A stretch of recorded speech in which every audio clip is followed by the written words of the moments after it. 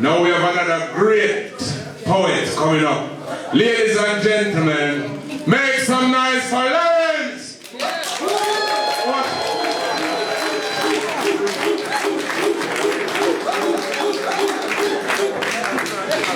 Good evening, everybody. Hi, Ray. Can you hear me? Yes, sir. I can hear me now. Right. We're here, and I'm set in recognition and celebration of the Windrush generation. So I put together a little set of poems, which kind of put a little back history to the Windrush group, and bring us forward. And really, it's all about the misinformation for a Eurocentric education. So I use poetry to try and recorrect the balance a little bit. So this first poem is called I Wish. I wish. As a boy growing up, more of my history was shown. There was so much missing that could have helped me before I was grown. The history I was taught helped to fill me with anger and pain, because it taught me that my ancestors were slaves with no name. Captured, kidnapped, traded, and taken from their home. That's what I remember when my ancestors were shown. So when it came to history lessons, my interest was none, because whenever it covered my ancestors, they were savages and dumb. But many years after leaving school, my interest started to grow, and that is when I realised there's so much I didn't know.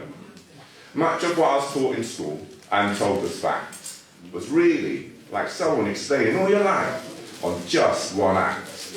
There is so much to be proud of, so much that's been achieved, but if I had gone in search of the truth, I would have been deceived. From kings and queens that built great nations, to teachers and scholars that helped with our educations, from people who stood up when what they saw was wrong, to people who risked their lives to help the sick get strong. From warriors that fought with so much pride, to all the people who for our cause died. These are just a few facts I found that turned my anger to joy. And I just wish they had taught to me when I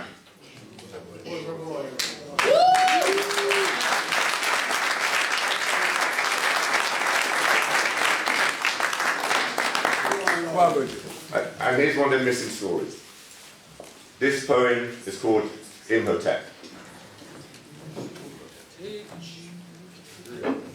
5,000 years ago, a child was born who became a god, but nothing was taught about him in school, and I found this odd.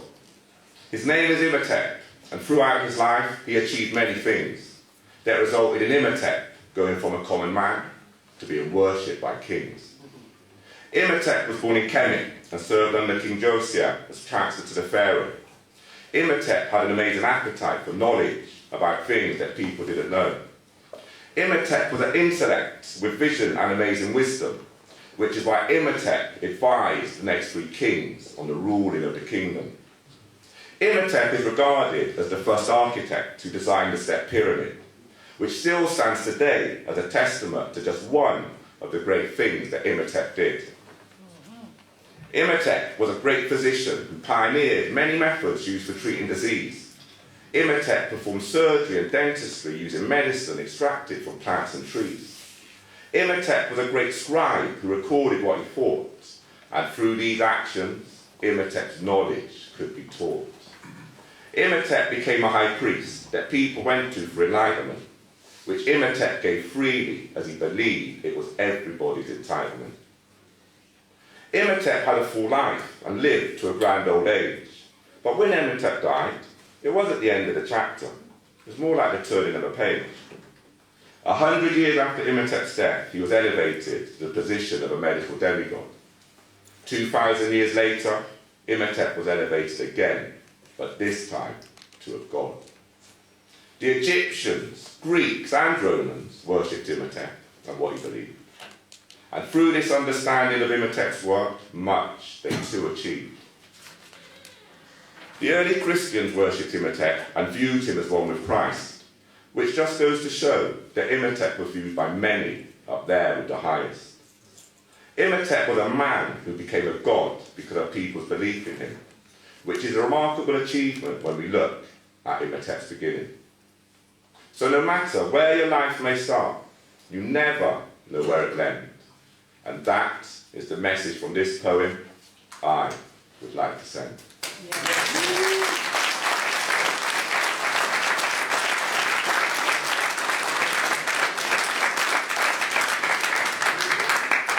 So this poem's a bit of a link that goes before the Windrush generation, and it kind of links back to Bristol. So this one's called Shipshape and Bristol Fashion.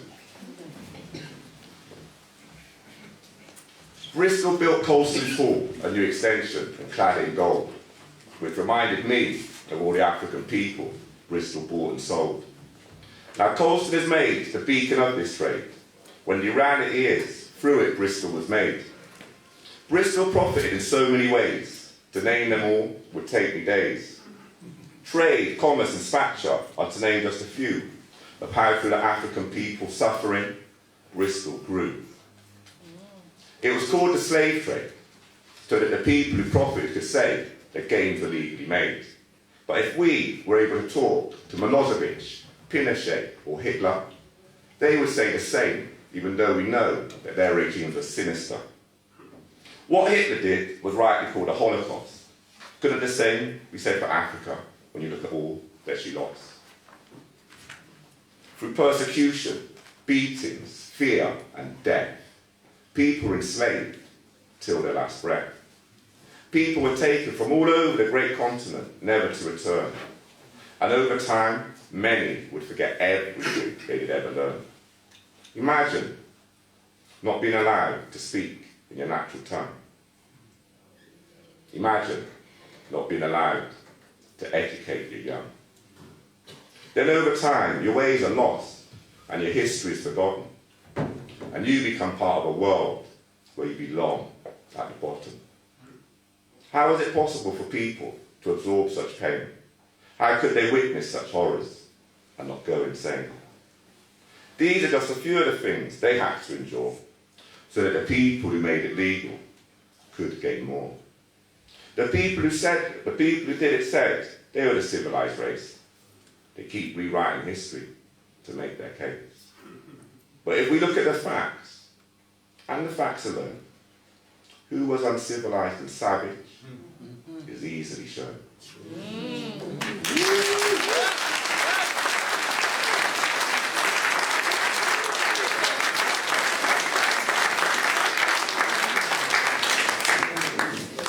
Sticking with the boat, this one's called Ship Over Troubled Waters.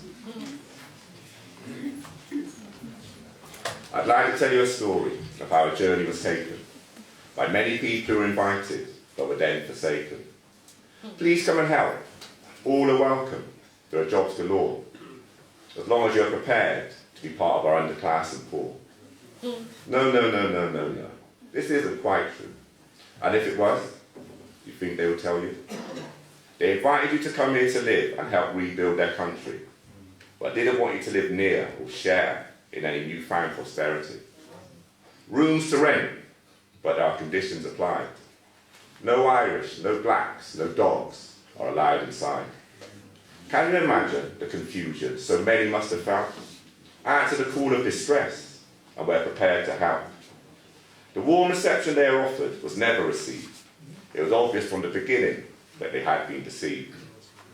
Hostile receptions were the norm in that day. No rooms to rent, even though they're able to pay. The inner city of Bristol had suffered much damage during the war, and this became home to many of the city's underclass and poor.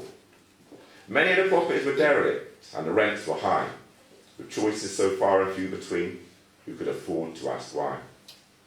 Many from the Caribbean settled in, and this created a new community that was built on the foundations of cultural interest, protection and unity. St. Paul's was the area which many would call home. It sits at the centre of Bristol's inner city zone. From this centre, people would see each other on a regular basis. This allowed people to go from being strangers to regular faces. As the community grew, problems were still evident.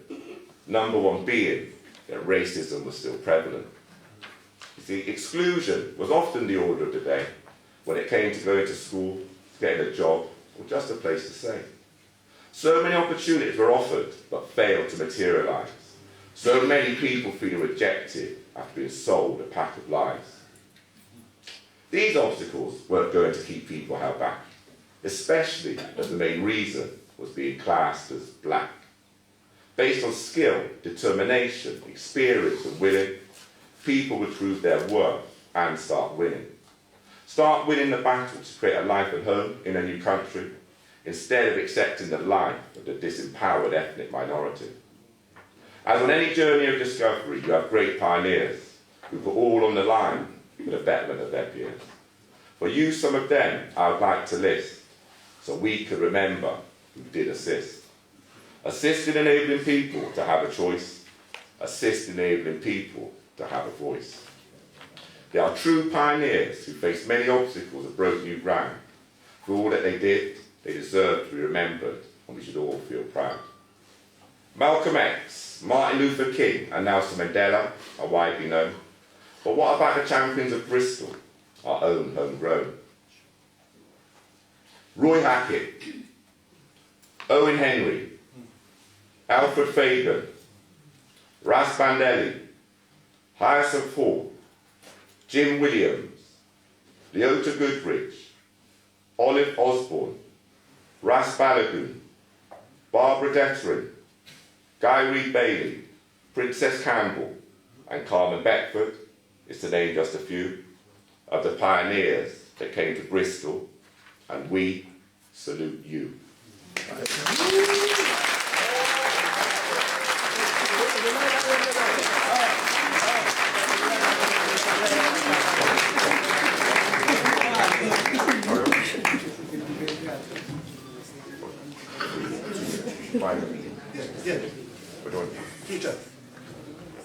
Ladies and gentlemen, would you like to hear one more from Lawrence? Yeah. Lawrence, you got to come and do our next one. I know you got this other one burning his fingers, and I think it would be a sin really not to let him do it, isn't it? Yeah. Sound like you're happy and want to hear him again, man. Sure. Yes, man. Well, I got a little bugbear, so I'm going to do this one. I got a few left, but I'm going to pull this one up. This poem is called No Justice, No Peace. This justice is about right here, right now. I've been hearing a lot of talk about Black Lives Matter. Everywhere I look and see, I'm picking up chitter-chatter. But it's starting to make me feel just a little bit hotter. I just know new thing. It's a tried and tested chapter. Please, I'm not trying to be cynical, but are all these people really caring, believable? Or could there be something to gain from a moment of fame, created out of the pain of people they couldn't name? Sean Rigg, Mark Duggan and Olaseli Lewis are just a few of many who have lost their lives at the hands of UK police. With no police officers being found guilty of criminal charges, this can't keep happening. It has to cease. Time and time and time again, we see the same result. It's as if, as long as the police are killing, murders are legal assault. How can the criminal justice system keep our respect and its integrity when it continues to allow the police to kill black people with impunity? There is an incredible amount of negligence displayed in all of these cases, yet we have to accept the verdict of the system while it lies to our faces. With the correct funds raised, people could challenge these verdicts. It's the least we should be prepared to do, as people don't deserve this. In all cases, we should crowdfund to get people first-class legal representation, which would enable people to fight for their rights without any hesitation. How many more innocent people will have to die at the hands of the police before we initiate a form of direct action that will actually make these atrocities cease?